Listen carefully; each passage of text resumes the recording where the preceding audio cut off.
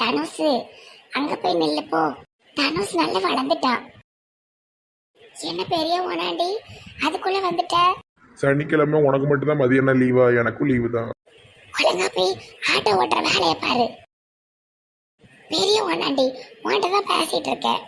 சும்மா இரு சுண்டல்மா. மகேஷ் என்ன பண்ணிட்டு இருக்க? என் நட எப்படி அழகா இருக்கா? ஆட்டோ ஓட்ட போலையா? நான் ஹீரோ மாதிரி நடக்கணா? உனக்கு என்ன பைத்தியம் பிடிச்சிட்டா? அதாவது சுண்டல்மா, என் கூட ஒரு ஆட்டோ ஓட்டுற ஒரு அண்ணன் இருக்காரு.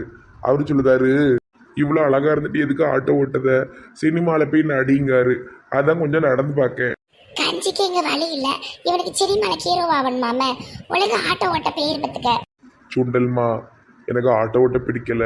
நான் வேணா சினிமாவில் ஹீரோவாக நடிக்க ட்ரை பண்ணி பார்க்கட்டுமா? எனக்கு ஒரு 10,000 ரூபாய் மட்டும் கூட. நான் சென்னையில் போய் இருந்து கொஞ்சம் இதாட்டு படம் கடம் கிடைக்கான்னு பார்க்க. அப்புறமா நீ எனக்கு அப்பப்போ ரூபா அனுப்பி விடு. எப்பயாவது எடுப்பான். எங்க மைனியும் எங்க அண்ணனும் கஷ்டப்பட்டு ஆட்டோ எடுத்து கொடுத்தாவ. நீ நடிக்க போறியா? நீ செத்தல. ஐயோ, வேகமெல்லாம் அடிக்கிறதுக்கு எதுவும் எடுக்க போறா?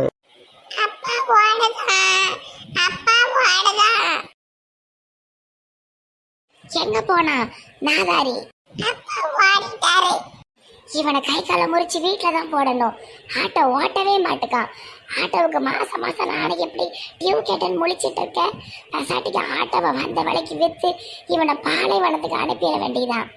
திருந்தவே மாட்டுக்கானே. இவனை என்ன செய்ய? பூச்சு, ஏன் டல்லா இருக்குது? மனசே சரியில்லை ராஜேஷ் சார். என்னாச்சு? என் புருஷன் இருக்கார்ல ராஜேஷ் சார், 2 கோடி ரூபாய் லோன் கேட்டுட்டு இருக்காரு. அவருக்கு எதுவும் கடன் இருக்குதா? அந்த நாதாரிக்கு கடன்லாம் ஒன்றும் இல்லை சார். அவருக்கு நல்ல 3 வீட்டு வாடகை பணம்லாம் வருது. நல்ல அழகா வயசான காலத்தில் இருக்கலாம். தேட்டர் வாங்கணும் வைக்கணும்னு சொல்லி ஒரே சண்டை போட்டுட்டு இருக்காரு ராஜேஷ் சார். இந்த வயசான காலத்தில் இவருக்கு எதுக்கு தேட்டரு? அது மட்டும் இல்லாமல் இப்போ தேட்டர்லாம் அவ்வளோவா ஓடவே மாட்டுக்கு. ஏற்கனவே உண்டான தேட்டரையே கல்யாண மண்டபமாக மாற்றிட்டு இருக்காங்க. அதுக்கு என்ன திடீர் திடீர் பிசினஸ் ஐடியா வருது? அவர் ஒரு அறமெண்டலு. அவருக்கு ஏதோ ஒரு ஃப்ரெண்டு இருக்காராம். அவர் தான் போட்டு குழப்பி விட்டுக்கிட்டு இருக்காரு. அவர் யாருன்னு கண்டுபிடிச்சு மண்டையில் 4 தட்டு தட்டணும். ஆமா, 2 கோடி எதுவும் ரெடி பண்ணி கொடுத்துறாதீங்கோ, அப்புறமே எல்லாம் நக்கிட்டு போயிரும். ஆமா ராஜேஷ் சார், 2 கோடிக்கு நான் எங்க போவேன்? தெருக்கோடியில தான் போய் நிற்கணும். லோன்லாம் அவ்வளோலாம் கிடைக்காது. இருக்கிற சொத்து பத்தை விற்றா கூட அவ்வளவு தரம் தேராது அவருக்கு. அவர் ஒரு மெண்டல் மண்டையன். இப்போ அவரு என்ன பண்ணிட்டு இருக்காரோ? நான் இருக்கும்போது வீட்டுக்கு வரமாட்டாராம். நான் இல்லாதப்போ வீட்டில் இருப்பார். நான் இருக்கும்போது எங்கிட்ட வெளியே போயிடுறாரு. இல்லைன்னா மொட்டை மாடியில் போய் படுத்துக்கிறாரு. அவர் போட்டுட்டு சொல்லி சத்தம் போட சொல்லணும். இதெல்லாம் ஸ்டார்டிங்லேயே கிள்ளி விட்டுருங்கோ, இல்லைன்னா பெருசாயிரும். அதான் யோசிச்சுட்டு இருக்கேன். பேசாம இன்னைக்கு எங்கள் அக்கா வீட்டில் போய் உட்காந்துடலாமான்னு பார்க்க. ஒரு வாரம் இவரை விட்டுட்டு போயிடணும். அப்போதான் தன்னால் வழிக்கு வருவார். அப்பமா அப்படியே செய்யுங்கோ. பேச்சம்மாள் மேடம், நான் சொன்னதை பார்த்தீங்களா? அட சும்மா இருங்க ரவி. எனக்கே ஏகப்பட்ட பிரச்சனை இருக்குது. உங்களுக்கெல்லாம் இப்போ பொண்ணு பார்க்குற மூட்லலாம் நான் இல்லை. ஏதாவது தெரிஞ்ச பொண்ணு இருந்தால் சொல்கிறேன். பேச்சம்மா மேடம், இந்த வருஷத்துக்குள்ளே முடிக்கணும்னு எங்கள் அம்மா சொல்லியிருக்காங்க. கொஞ்சம் எப்படி எடுத்து நல்ல பொண்ணாக இருந்தால் சொல்லுங்க. ஊரில் பொண்ணுக்காப்பா பஞ்சம். யாரையாவது லவ் பண்ணி கல்யாணம் முடி. ஏன் நான் ஒருத்தன் அரேஞ்ச் மேரேஜ் பண்ணக்கூடாதா? ஊர் பூரா லவ்வாக தானே தெரியுது. உங்கள் அம்மா எதிர்பார்க்குற மாதிரிலாம் பொண்ணு கிடைக்காதுப்பா. நீங்கள் நிறைய ரூல்ஸ் போடுவீங்க, நிறைய டவுரி எதிர்பார்க்கீங்க. எனக்கு எதுக்குப்பா வம்பு? இருந்தா சொல்லுங்க மேடம். சரி சரி. இவனுக்குலாம் இந்த ஜென்மத்துக்குள்ளே கல்யாணமே முடியாது ராஜேஷ் சார். 100 பவுன் நகை போடணுமா, நிறைய ரூபா கேட்காங்க. அது போக இவங்க அம்மா சரியான ராட்சசி. ஒருத்தர் கூட இதுக்கிட்ட இருக்கவே முடியாதாம. நம்ம பொண்ணு பார்த்து கொடுத்து அந்த பாவம் நமக்கு எதுக்கு? நமக்கு இருக்கிற பிரச்சனையில் இது வேற தேவையா? ஆமா ஆமா, கரெக்ட் நீங்க பேசுறது. அவன் பொண்ணே கிடைக்க மாட்டேக்குன்ட்டு கடந்து மூலி பிதிக்கி அலையிறான். இவங்களுக்கு கோடி கோடியாக கொட்டி கொடுக்கணுமா. இவெல்லாம் கல்யாணம் ஆகாமல் கடைசி வரைக்கும் சிங்கிளாக இருந்து செத்தாதான் புத்தி வரும். குழந்தைக்கு பால் கேட்டால போய் கொடுப்போம். ராணி, ஏ ராணி. ரோ ரோ ரோ ரோ ரோ ரோ ரோ. என்ன இந்த குழந்தை அழுதுகிட்டே இருக்கு? பாப்பா பாப்பா அழக்கூடாது பாப்பா. எதுக்கு அழுற? இளிச்சமைனி, சீக்கிரம் கொண்டு வாங்க பாலை. வந்துட்டேன். சீக்கிரம் கொண்டு வாங்க இளிச்சமைனி. குழந்தை எவ்வளோ நேரமாக அழுதுட்டு இருக்கு. ஆஹா, இது அல்லவா தாய் பாசம். இங்கே இருங்க இளிச்சமைனி. தாய் பாசம்னு சொல்லிட்டு இருக்காதிங்க. எந்த குழந்தை அழுதாலும் யாராக இருந்தாலும் அதை சமாதானம் தான் படுத்துவாங்க. லூஸ் மாதிரி பேசாதீங்க. சரிம்மா சரிம்மா கோவப்படாத மந்தா. ஓ ஓ ஓ ஓ ஓ ஓ. அழக்கூடாது அழக்கூடாது, சின்ன பாப்பா அழக்கூடாது. ஆமா அழக்கூடாது, உங்க அம்மா இருக்கும்போது அழக்கூடாது. இளச்சம்மா நீ சும்மா இருங்க. சரிம்மா சரிம்மா தெரியாம அம்மான்னு சொல்லிட்டம்மா, மன்னிச்சிரும்மா. இளிச்சம்மா நீ பாவப்பட்டு தான் இந்த பிள்ளைய வச்சுருக்கேன். அந்த பைத்தியக்காரன் அந்த பிள்ளையை விட்டுட்டு போகிறான். வையாமல் அந்த பிள்ளைய ஆஃபீஸில் விட்டுட்டு போகிறான். யாருமே பார்க்க மாட்டேக்காங்க. அதனால தான் நான் கூப்பிட்டு வந்தேன். யாருமே பார்க்க மாட்டாங்க, நீ பார்ப்ப, அதான் தாய் பாசம். இளிச்சம்மா நீ சரிம்மா சரிம்மா நான் போறேம்மா, நம்ம எதுக்குங்க நின்றுக்கிட்டு. அதுக்குள்ளே தூங்கிட்டு பால் குடிச்சோன்னே தூங்கிரும் போல. பாவம். சரி இங்கே படுக்க வைப்போம். இந்த குழந்தைய பார்க்கவே பாவமாக இருக்குது.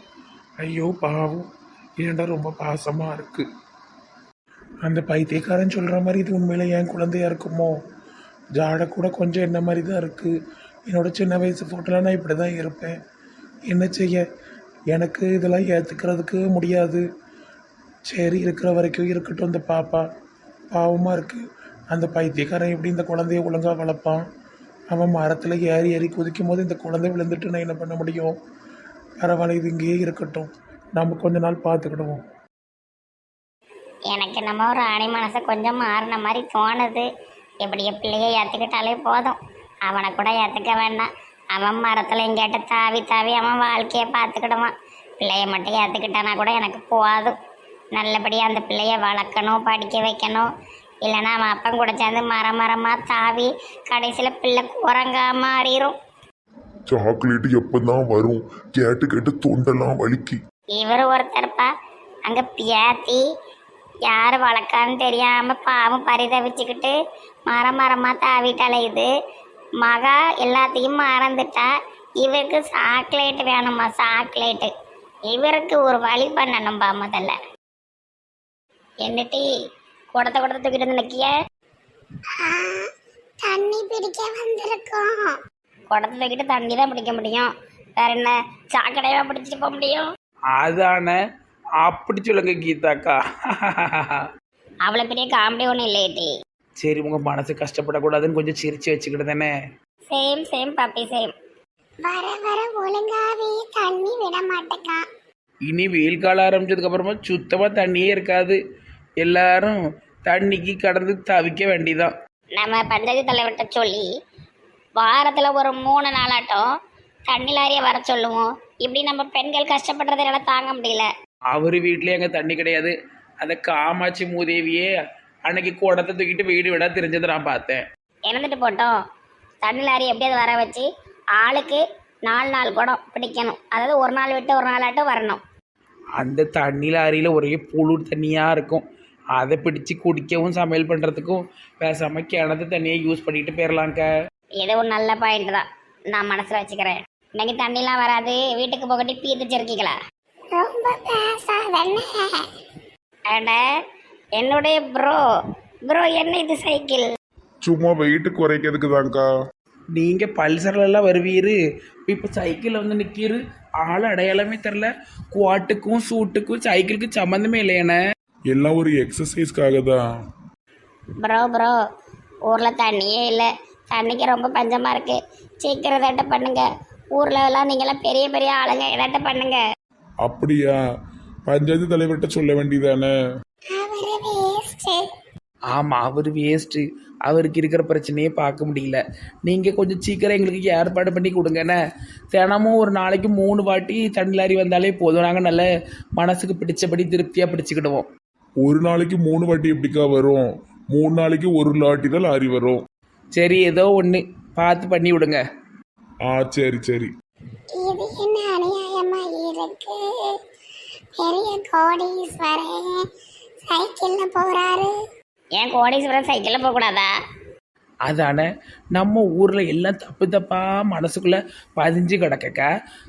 கஷ்டப்பட்டவங்க தான் சைக்கிள் ஓட்டணுமா, பணக்காரன் காரில் தான் போகணுமா? என்ன ரூல் இது? சைக்கிளில் போகிறது தான் நல்லது உடம்புக்கு, அதை புரிஞ்சுக்கிடுங்க.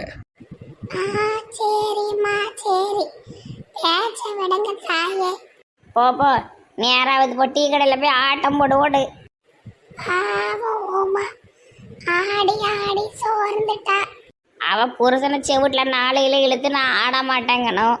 இவளுக்கு தான் ஆட பிடிக்குமா, நல்லா கடந்து ஜங்கு புங்குன்னு ஆடிட்டு கிடக்கா. இது எங்கே போய் முடிய போதும். சரி